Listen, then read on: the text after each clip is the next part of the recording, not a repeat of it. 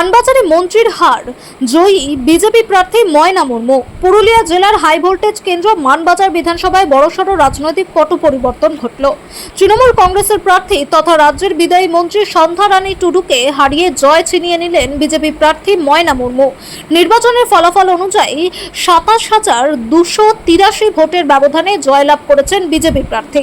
মানবাজার আসনে দীর্ঘদিনের আধিপত্য ছিল সন্ধ্যা রানী টুডুর, কিন্তু এবারের নির্বাচনে গেরুয়া ঝড়ে সেই গড়ে বড়সড় ফাটল ধরল। ফল ঘোষণার পর দেখা যায় ময়না মুর্মু বড় ব্যবধানে জয় নিশ্চিত করেছেন।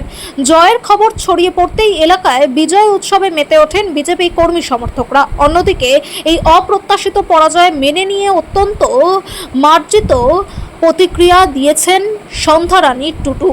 সংবাদ মাধ্যমের মুখোমুখি হয়ে তিনি জানান, গণতন্ত্রে মানুষই শেষ কথা বলে।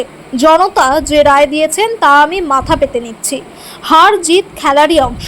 আমি সাধারণ মানুষের হয়ে কাজ করে গিয়েছি এবং আগামী দিনেও তাদের পাশেই থাকব।